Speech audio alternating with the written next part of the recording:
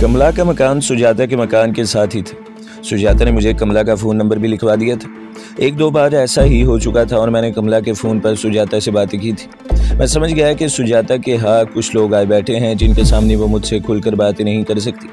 मैंने जल्दी से अपनी नोटबुक निकाल कर देखी, इसमें कमला के मकान का टेलीफोन नंबर मौजूद था। अब मुझे 2-3 मिनट तक इंतज़ार करना था ताकि सुजाता अपने मकान से निकलकर कमला के मकान पर पहुंच जाए। मैं सिगरेट सुलगा कर काउंटर के पास खड़ा रहा। जानबूझकर मैं पूरे 5 मिनट बाद कमला के घर फ़ोन किया तो सुजाता ने फ़ोन उठाया। मैंने हंसकर पूछा, कौन मेहमान आ गए आज तुम्हारे यहाँ सुजाता, कि जिनके सामने तुम मुझसे बात नहीं कर सकती थी। सुजाता की आवाज़ कुछ परेशान सी थी। वो धीमी आवाज़ में बोली, किशन अपनी कोठी अभी ना जाना, किसी दूसरे शहर चले जाओ, कोठी में पुलिस आई हुई है, वो तुम्हारे बारे में पूछगछ कर रही है। यकबारगी तो मेरा दिल जैसे डूब सा गया, लेकिन मैंने जल्दी से संभल कर कहा, ऐसी कौन सी बात है सुजाता, पुलिस को ज़रूर कोई गलतफहमी हो गई। सुजाता की आवाज़ आई, प्लीज़ किशन, मिस्टर तिवारी और आईजी पुलिस भी हमारी कोठी पर मौजूद है। तुम किसी दूसरे शहर चले जाओ, वो जो कह रहे हैं मुझे यकीन नहीं आ रहा। तुम ऐसे नहीं हो सकते, प्लीज़ किसी दूसरे शहर चले जाओ, अपने मकान पर मत जाना। मैं बड़ी मुश्किल से कमला के घर तक आई हूँ और सुजाता ने फ़ोन बंद कर दिया। अचानक सारा दिल्ली मुझे अपना दुश्मन नज़र लगा। हर आदमी मुझे अपनी नज़र से मशकूक निगाहों से घूरता हुआ मालूम। मैं इस बात का एतराफ़ करता हूँ कि मेरे होंठ इस वक्त खुश हो गए थे, जहन सनसना रहा था। ये कैफियत चंद सेकंड्स तक तारी रही। मैं सिगरेट का कश लगाना भी भूल गया था। काउंटर से हटकर अपनी टेबल पर गया तो सिगरेट एस्ट्रे में मसल डाला और बज़ाहिर बड़ी बेनियाजी के साथ रेस्टोरेंट के माहौल का जायज़ा लिया। जिस बात का मुझे कल से खदशा और धड़का लगा हुआ था, आज वो सच निकली थी। उन्होंने मेरे घर पर छापा मारा था, मैं वहाँ नहीं मिला तो वो सुजाता के घर आ गए। उन्होंने सुजाता के घर की नाकाबंदी कर रखी होगी। अब ख्याल आया कि अगर मैं सिनेमा हाउस से निकलकर सीधा सुजाता के मकान की तरफ चला जाता तो इस वक्त पुलिस मुझे गिरफ्तार कर चुकी होती। मैंने बिल अदा किया और गाड़ी लेकर दिल्ली की सड़कों पर निकल खड़ा हुआ। रात के 11 बज रहे थे। मैं कनॉट पैलेस के पहलू से होता हुआ कुतुब रोड पर आ गया। मेरे पास दिल्ली में मुकीम अपने खासुल खास एजेंट का खुफिया टेलीफोन नंबर था। ये नंबर मुझे इसलिए दिया गया था कि अगर कभी हालात इंतहाई संगीन शक्ल इख्तियार कर जाएं तो मैं मदद के लिए इसे फ़ोन करूं। कुतुब रोड पर एक जगह मुझे पार्क के करीब केमिस्ट की दुकान नजर आई जो खुली थी। मैंने गाड़ी एक तरफ खड़ी की और दुकान में जाकर काउंटर पर खड़े दुकानदार से कहा कि मुझे एक ज़रूरी फ़ोन करना है। इसने फ़ोन मेरे आगे कर दिया। मैंने अपना मुंह रिसीवर की तरफ कर लिया और रिसीवर उल्टा करके खुफिया नंबर मिलाया। मैं ये फ़ोन पहली बार कर रहा था। मेरा हलक तनाव की वजह से खुश्क हो रहा था। मैंने हेलो कहकर अपना कोड नंबर बताया तो दूसरी तरफ से किसी आदमी की भारी आवाज़ आई, तुम अभी तक यहाँ क्यों हो, फ़ौरन गायब हो जाओ, दोबारा फ़ोन न करना। फ़ोन बंद कर दिया गया। मैंने रिसीवर खामोशी से रख दिया। दुकानदार को 2 रुपए दिए, गाड़ी में बैठा और शहर की मशीकी सिमत रवाना हो गया। मेरी मंजिल खलील का घर था। इस सारे शहर में मुझे खलील रिक्शा ड्राइवर का घर ही एक जाए पनाह नजर आ रही थी। मेरा राज तश्ते-ए-ज़बाम हो चुका था। सारे शहर की पुलिस को चौकस कर दिया गया था। मेरी तलाश में जगह जगह छापे मारे जा रहे थे। मैं दिल में खुदा का शुक्र अदा कर रहा था कि इसने मुझे अपनी मोती नगर वाले मकान की तरफ नहीं जाने दिया। मैं सुजाता का भी शुक्रगुजार था कि इसने मुझे अपने घर आने से रोक दिया था, वरना मैं इस वक्त दिल्ली किले के तंगो तारीख तहखाने में बंद होता और मुझ पर तरह तरह के तशद्दुद किए जा रहे होते। मेरे पास सिवाय इन कपड़ों के जो मैंने पहन रखे थे और कोई लिबास नहीं था। जेब में 300-400 रुपये थे। दफ्तर का ID कार्ड था। गाड़ी के डैशबोर्ड में कैप्टन मेहता के नाम के कागजात पड़े थे। मैं इस गाड़ी से भी जल्द पीछा छुड़ाना चाहता था। रेलवे स्टेशन, लारी अड्डे या एयरपोर्ट पर जाना अपनी मौत को आवाज़ देने के बराबर था। पुलिस ने इन तमाम जगहों की लाजमी तौर पर नाकाबंदी कर रखी होगी। मुझे दूर से तिमारपुर की बस्ती की रोशनियां दिखाई देने लगी। मैंने लखनऊ रोड के नाके पर जाकर गाड़ी को दरिया जमुना की बंद वाली सड़क पर डाल दिया। काफ़ी आगे जाकर मैंने गाड़ी अंधेरे में एक जगह खड़ी की और बाहर निकलकर सर झुकाए खलील के कोने वाले क्वार्टर की तरफ चल पड़ा। सहन की बत्ती जल रही थी। गाड़ी खाली पड़ी थी। मैंने दस्तक दी तो अंदर से किसी की आवाज़ आई, कौन है भाई? मैंने कोई जवाब न दिया। मुझे खुशी हुई ये आवाज़ खलील की थी। मैं दीवार के साथ लगकर खड़ा हो गया। दरवाज़ा खुला। खलील ने झांक कर बाहर देखा, कौन है यहाँ इस वक्त? मैं रोशनी में आ गया तो खलील मुझे देखता रह गया। फिर इसने गली में दाएं बाएं निगाह दौड़ाई और मुझे इशारे से अंदर बुलाया, खैरियत तो है ना? इसने गर्म चादर से मुंह सर ओढ़ रखा था और मुझे साथ लेकर गली से निकला और वीरान तालाब के किनारे अपने गैराज में ले आया। आसपास अंधेरा छाया हुआ था। मैंने इसे अपनी गाड़ी के बारे में बताया तो कहने लगा, मैं इसे बिल्कुल तोड़ फोड़ दूंगा, तुम फिक्र न करो, सुबह तक वो पहचानी नहीं जाएगी। तुम यहाँ आराम से बैठो, अंदर से कुंडी लगा लेना, मैं बाहर से ताला लगा दूंगा। मैंने मुसलमान कैप्टन शाहजी के बारे में पूछा तो वो कहने लगा, इनका तबादला बम्बई हो गया है, वो दिल्ली में नहीं है, सुबह सुबह आऊँगा। खलील बाहर निकल गया और मैंने अंदर से कुंडी लगा ली। चारपाई पर लेट कर मैं जाने क्या क्या सोचता रहा और कैसे कैसे मंसूबे बनाता रहा। इसी आलम में किसी वक्त नींद आ गई और जब आंख खुली तो गैराज के बंद दरवाजे में से सुबह का फीका फीका उजाला अंदर आ रहा था। फिर ताला खुला और खलील अंदर आ गया। वो मेरे लिए नाश्ता लाया था। मैंने इसे सारी बात बताई कि मेरा राज फाश हो चुका है। अब तुम मुझे बताओ कि मैं किस तरफ रोपोश हो जाऊँ। यहाँ मैं ज़्यादा से ज़्यादा 1-2 दिन ही रह सकता हूँ। खलील नाश्ते का डब्बा मेरे सामने खोलकर बोला, शाह जी यहाँ होते तो कोई मशवरा दे सकते थे। मुझे इन बातों का ज़्यादा तजुर्बा नहीं है। वैसे अगर तुम पसंद करो तो यहाँ 1 हफ्ते तक रह सकते हो। वो मैं इसलिए भी यहाँ रहना चाहूँगा कि मेरी दाढ़ी बढ़ जाए। मैं दाढ़ी छोड़ रहा हूँ ताकि हुलिया किसी हद तक बदल जाए। तुम आज अखबार नहीं लाए? खलील बोला, अखबार अभी कहीं नज़र नहीं आया था। मैं थोड़ी देर में तुम्हें ला दूँगा। अच्छा मैं जाता हूँ, थोड़ी देर बाद आऊँगा। खलील चला गया और बर्तन भी साथ ले गया। जब वो दोबारा आया तो दिन काफ़ी निकल आया था। मैंने जल्दी से अखबार लेकर खोला। दूसरे ही सफ़े पर मेरी तस्वीर के साथ 1-2 कालमी खबर छपी हुई थी। लोगों को खबरदार किया गया था कि कैप्टन मेहता नाम का एक पाकिस्तानी जासूस, जो असल में मुसलमान है, भारतीय हुकूमत के कीमती राज लेकर फरार हो गया है। जिस किसी को जहां कहीं नजर आए इसे पकड़कर करीब थाने पहुंचा दिया जाए। अगर किसी को इसके बारे में कुछ मालूम हो तो वो मंदरजा झैल टेलीफोन नंबरों पर इतला कर दे। इसे 10,000 रुपये बतौर इनाम दिए जाएंगे। मेरी तस्वीर बड़ी नुमाया छपी हुई थी। इस हालत में अगर मैं बाहर निकलता तो किसी भी जगह पकड़ा जा सकता था। मैंने अखबार तय करके खलील को दिया। अब तो मुझे अपना हुलिया बदलने की सख्त ज़रूरत थी। खलील कुछ सोच कर बोला, तुम दाढ़ी बढ़ा लो, सर मुंडवा लो और खद्दर का कुर्ता पजामा पहन लो तो तुम्हें कोई नहीं पहचानेगा। दाढ़ी बढ़ाते हुए तो 1 महीना लग जाएगा। मैं 1 महीना यहाँ रहकर तुम्हारे लिए कोई मुसीबत खड़ी नहीं करना चाहता। खलील बोला, तुम मेरी परवाह न करो, लेकिन इस गैराज में ज़्यादा देर रहना वैसे भी ख़तरे को दावत देने के बराबर है। मेरे जहन में एक तरकीब आ गई है। मैंने खलील से कहा, खलील भाई मुझे जोगियों वाला लिबास ला दो। मेरा मतलब है गेरवे रंग की 2 चादरें, गले में डालने के लिए कुछ मालाएं, एक चप्पल और ऊपर ओढ़ने के लिए एक काला कंबल। ये चीज़ें तुम्हें किसी न किसी तरह से पैदा कर दूंगा, मगर तुम जाओगे कहाँ? खलील ने जवाब दिया, हिंदुस्तान काफ़ी बड़ा मुल्क है।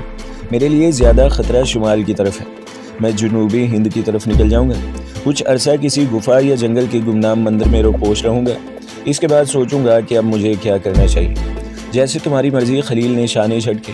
मैंने इसे कहा कि वो किसी तरीके से मेरे मकान की तरफ जाए और देखे कि वहाँ कैसी सूरत हाल है। इसने जाने का वादा किया और गैराज को बाहर से ताला लगाकर चला गया। दोपहर को मेरे लिए नान कबाब लेकर वापस आया तो कहने लगा, तुम्हारे मकान पर पुलिस की पूरी गार्ड बैठी हुई है। थानेदार ने वायरलेस सेट खोल रखा था और किसी से अंग्रेज़ी में बातें कर रहा था। मैं रक्षा सड़क पर खड़ा करके इधर से गुजरा था। मुझे कोई खैरियत नहीं हुई। पुलिस को ऐसा ही करना चाहिए था। मैंने खलील से कहा कि वो जिस तरह से हो सके मेरे लिए जोगियों वाला लिबास ले आए। दूसरे दिन वो आया तो एक गठरी इसके पास थी। इस गठरी में वो सब कुछ मौजूद था जिसकी मुझे जोगियों वाला हुलिया बदलने के लिए ज़रूरत थी। वो दिन भी मैंने गैराज में ही गुजार दिया और अगले प्रोग्राम के बारे में सोचता रहा। जनूबी हिंद का इलाका मेरे लिए अजनबी नहीं था। मैं इसके चप्पे चप्पे से वाकिफ़ था। सवाल ये पैदा होता था कि मैं किस तरफ जाऊँ, कि पुलिस और ख़ास तौर पर खुफिया पुलिस की नज़रों से महफूज रहूँ। हिंदुस्तान में जोगी साधु जगह जगह फिरते मिल जाएंगे, लेकिन मंदिरों के इलाके में जब कोई नया जोगी साधु जाता है तो लोग एक नज़र इसे ज़रूर गौर से देखते हैं। काफ़ी सोच विचार के बाद आखिर फैसला किया कि मुझे जनूबी हिंद में रामेश्वरम के कदीम मंदिरों की तरफ चले जाना चाहिए। मैं तामिल ज़ुबान बड़ी रवानी से बोल लेता था और इनके शास्त्रों और वेदों पर भी उबूर हासिल था। अब मसला दिल्ली से निकलने का था। पुलिस शहर से बाहर जाती गाड़ियों की ज़रूर चेकिंग कर रही होगी, इसलिए बजरिया सड़क दिल्ली से बाहर निकलना ज़्यादा ख़तरनाक बात है। ट्रेन का मामला ये था कि अगर एक बार मैं इसमें सवार हो जाता तो फिर कम से कम किसी दूसरे बड़े स्टेशन तक महफूज हो जाता। दूसरे रोज़ खलील ने मुझे आकर बताया कि तमिलनाडु पैसेंजर ट्रेन दिल्ली से रात के 2 बजे चलती है। ये गाड़ी मेरे लिए मौजूद थी। मैंने इसी पर सफ़र करने का फ़ैसला कर लिया। हिंदुस्तान में साधु और जोगी लोग ट्रेन में सफ़र करते हुए टिकट नहीं खरीदते, लेकिन मैंने खलील को पैसे देकर कहा कि वो मेरे लिए दिल्ली का एक टिकट खरीद लाए। मैंने खलील की मदद से अपने सर के सारे बाल मोड़ डाले, दाढ़ी भी मोड़ डाली और जोगियों वाले कपड़े पहन लिए थे। माथे पर केसर का तिलक लगाया और गले में मनकों की मालाएं डाली।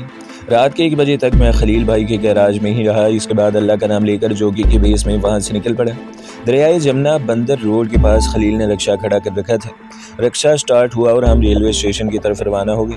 खलील ने रेलवे यार्ड की जनूबी दीवार के पास रक्षा रोक दिया। मैंने नीचे उतरकर इसे गले लगाकर इसका शुक्रिया अदा किया और खामोशी से दीवार के टूटे हुए शगाफ में से होकर रेलवे यार्ड में आ गया। सामने स्टेशन के प्लेटफार्मों की बत्तियां जगमगा रही थी। चलते चलते मैं प्लेटफार्म नंबर 4 पर पहुंचा तो एक कुली से मालूम किया कि मद्रास जाने वाली Tamil Nadu passenger train platform number 7 पर खड़ी है। मैं प्लेटफार्म नंबर 7 पर आ गया। रात आधी से ज़्यादा गुजर गई थी, फिर भी स्टेशन पर काफ़ी रौनक थी। मेरी उकाबी निगाहें वहीं पुलिस के इन 2 सिपाहियों को देख रही थी जो टी स्टॉल पर खड़े सिगरेट पी रहे थे। वो आपस में बातें करने में मसरूफ़ थे। मैं स्टॉल के पीछे होकर आगे निकल गया। इंजन के करीब 3 डब्बे छोड़कर एक डब्बे में घुस गए। मुसाफिरों ने मुझे बड़ी इज्जत से जगह दी और मैं धन्यवाद कहते हुए बड़ी शान से बराजमान हो गया। प्लेटफॉर्म की घड़ी के मुताबिक ट्रेन चलने में अभी 20 मिनट बाकी थे। ये 20 मिनट क़यामत के 20 मिनट साबित हो रहे थे। खुदा खुदा करके गाड़ी चली। मैंने इत्मीनान का सांस लिया। पैसेंजर ट्रेन थी फरीदाबाद की। वहाँ से चली तो बीच के चंद स्टेशन इसने छोड़ दिए और बुलंद शहर पर आकर ठहर गई। मुसाफिरों ने मुझे बताया कि ये ट्रेन ग्वालियर से आगे एक्सप्रेस बन जाती है। मुझे खुशी हुई क्योंकि मैं जितनी जल्दी हो सके शुमाली हिंद के इलाके से निकलकर जनूबी हिंद के दूर अफ्तादा सूबों में पहुंच जाना चाहता था। दौरान सफ़र कोई ख़ास बात नहीं हुई थी। अगले रोज़ सुबह 9 बजे नागपुर का जंक्शन आ गया। इस स्टेशन पर पुलिस की नफरी ज़्यादा ही थी। शायद वहाँ कोई वाक़या या हादसा हो गया था। सिपाही एक एक डब्बे में झांक कर देख रहे थे। मैं आंख बचाकर इंजन की तरफ चला गया। यहाँ इंजन बदला जाना था और ट्रेन को काफ़ी देर रुकना था। मैंने टी स्टॉल से चाय पी और वापस आकर अपनी नशिस्त पर बैठ गया। बड़ी मुश्किल से ट्रेन नागपुर से चली। अब ट्रेन आंध्र प्रदेश में दाखिल हो गई थी। पहले निज़ामाबाद, फिर हैदराबाद और फिर करनूल। दिल्ली से मद्रास तक का सफ़र बड़ा तवील और थका देने वाला था। मद्रास पहुँचते पहुँचते रात हो गई। 11 बज रहे थे जब तमिलनाडु एक्सप्रेस मद्रास के पहले बड़े रेलवे स्टेशन में दाखिल हुई। यहाँ से मुझे मदुरा की गाड़ी पकड़नी थी क्योंकि रामेश्वरम को मदुरा से होकर जाना पड़ता है।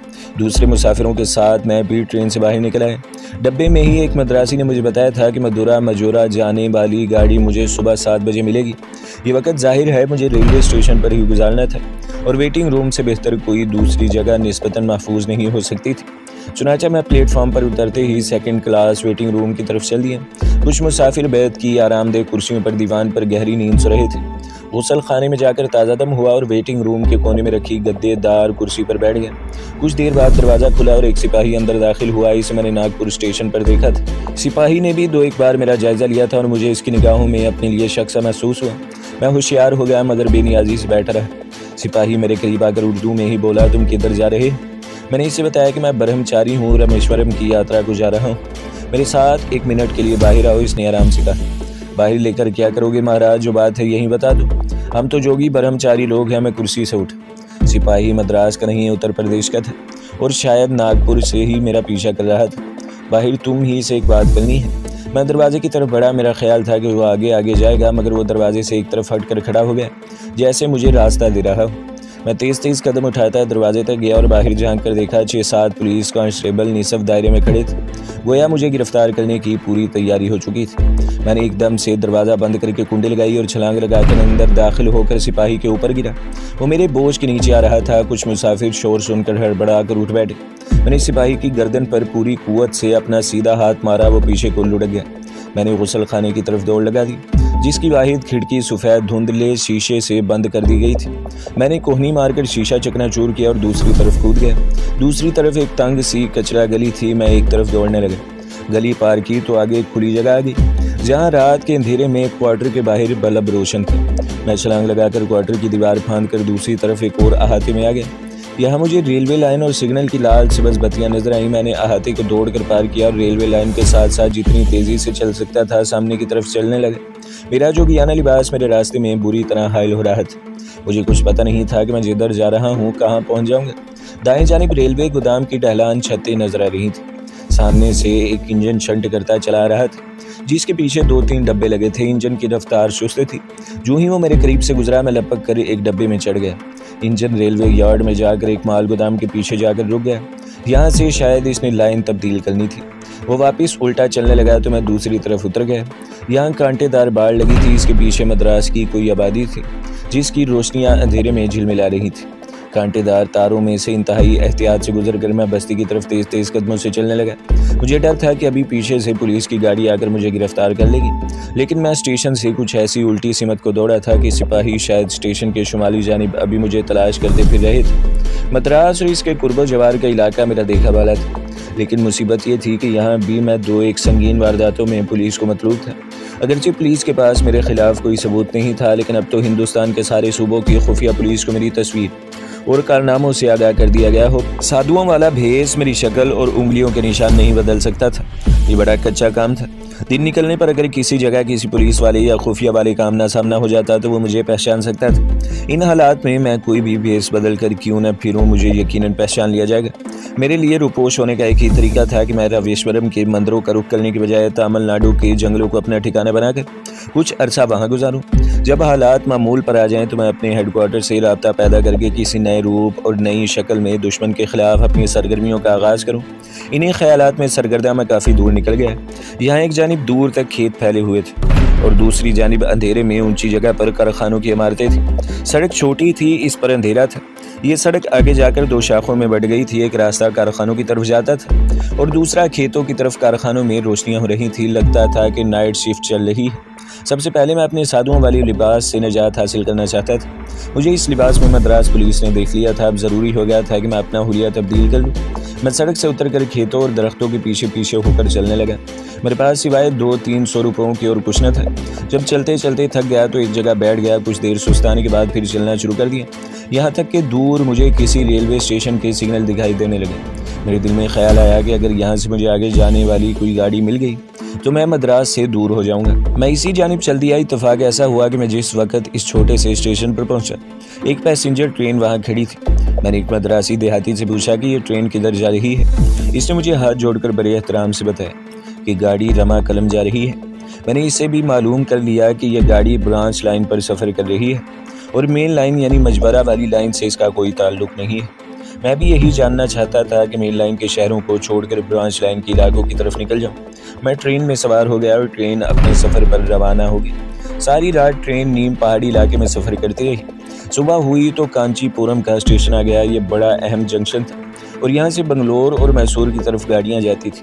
जितनी देर ट्रेन यहाँ खड़ी रही मैं ऊपर वाली बर्थ पर दीवार की तरफ मुँह करके पड़ा रहा। इंजन ने विसल दिया तो मैंने खुदा का शुक्र अदा किया। यहाँ से ट्रेन बंगलोर जाने वाली लाइन से हटकर जनूबी हिंद के मरकजी घने जंगलों वाले इलाके धर्मपुरी की तरफ हो गई।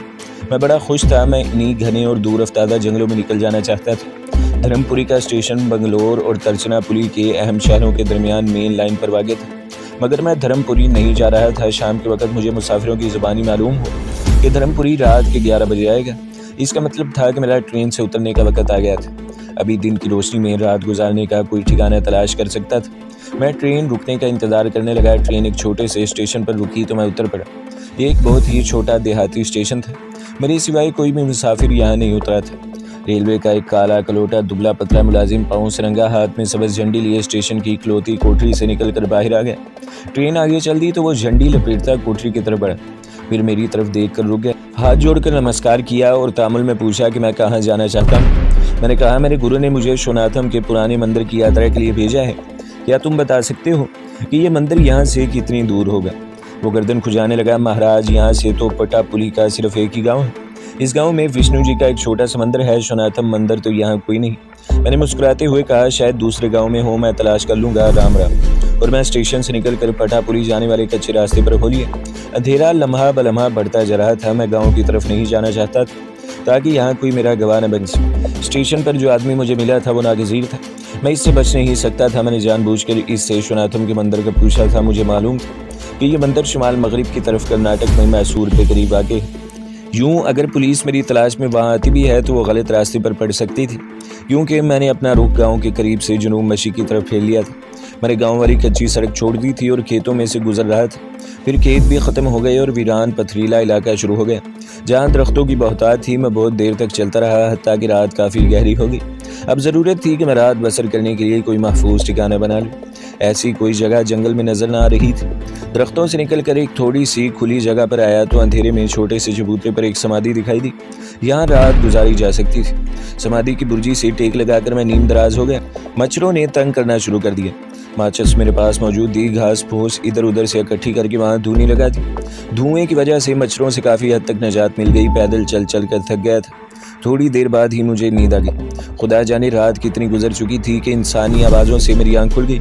मुझे अंधेरे में 3 साये अपने करीब आते दिखाई दिए। इनमें से एक कह रहा था कोई साधु जोगी है, सोया रहने दो। दूसरा कहने लगा यहाँ कैसे आ गया। तीसरे की आवाज़ आई जोगी लोग जंगलों में ही फिरा करते हैं, इसे छोड़ो और इसकी औरत को तलाश करो जिसका सर उतारने के लिए हम यहाँ आए। मेरे कान खड़े हो गए। ये लोग किसी औरत को कत्ल करने के इरादे से निकले थे। मुझे इनके हाथों में लंबे लंबे छुरे नजर आए। उन्होंने रात के अंधेरे में इधर उधर देखा और फिर जनूबी दरख्तों वाले टीले की तरफ चल दिए। मेरी जान में जान आई, ये कमबख्त मुझे सोते में कत्ल कर सकते थे। जोगियाना भेस ने मेरी जान बचाई थी। मैं वहीं समाधि के पास लेटा रहा। इसके बाद मुझे नींद न आई। बाकी रात मैंने जाकर गुजार दी। जब दिन का उजाला हुआ तो उठा जनूबी टीले से हटकर मस्जिद की तरफ चलने लगा। आगे एक छोटा सा पहाड़ी नाला बह रहा था। यहाँ मैंने मुंह हाथ धोया और फिर नाले के साथ साथ ही चलने लगा। खुशकिस्मती से एक जगह नारियल का पेड़ मिल गया। इसके नीचे 2-4 नारियल गिरे पड़े थे। इन्हें तोड़कर प्यास और भूख मिटाई यहाँ दरख्तों के दरमियान एक छोटी सी पगडंडी पर चलता रहा। बस्ती तो ना आई, अलबत्ता जंगल ज्यादा घना हो गया था। एक झुग्गी दिखाई दी जो बाएं जानिब दरख्तों के दरमियान बनी हुई थी। मैं झुग्गी की तरफ बढ़ा। एक छोटी सी झोंपड़ी थी जिसकी छत दरख्तों की शाखें डालकर बनाई गई थी। इसका दरवाज़ा छापे की तरफ था और आधा खुला था। वहाँ कोई इंसान नजर नहीं आया तो मैं झोंपड़ी के अकब में आ गया। एक जानिब जरा फासले पर पुराने तालाब की मुंडेर नजर आ रही थी। तालाब खुश्क था। झांक कर देखा तो देखता ही रह गया। तालाब के पत्थरों में 3 आदमियों की लाशें पड़ी थी। इनकी हालत खराब हो रही थी और इनका रंग सब्ज और स्याह हो रहा था। तालाब के अंदर से बदबू उठ रही थी। साफ लग रहा था कि इन आदमियों को सांप ने काटा है। कहीं ये वही आदमी तो नहीं जो आधी रात को यहाँ किसी औरत को कत्ल करने आए थे। तालाब के पास खड़ा नहीं हुआ जाता था। मैं जल्दी से पीछे हट गया और तेज तेज कदमों से झोंपड़े के करीब से निकलकर दरख्तों की तरफ चलने लगा। ऐसे लगता था कि इन्हें सांपों ने काटा और फिर किसी ने इन लाशों को घसीट कर इस तालाब में फेंक दिया है। मैं वहां से जितनी जल्दी हो सके दूर निकल जाना चाहता था। दरख्तों का घनापन खत्म हुआ तो जरा खुली जगह आई। एक तरफ से झरने की आवाज आ रही थी। गर्मी लग रही थी। मैंने सोचा कि यहाँ से नहा लेना चाहिए। नहाने से ताज़ा दम हो जाऊंगा। ये नदी दरख्तों के पीछे जरा नशीब में थी। मैं घास के मुंडेर पर से होकर नीचे उतरने ही लगा था कि मेरे कदम अपने आप रुक गए। तो दोस्तों, अगली किस्त सुनने के लिए हमारे चैनल को सब्सक्राइब करें, वीडियो को लाइक करें और बेल के आइकॉन को भी दबा दें ताकि हर जो आने वाली वीडियोज़ हैं वो आपको सबसे पहले मिलती रहें।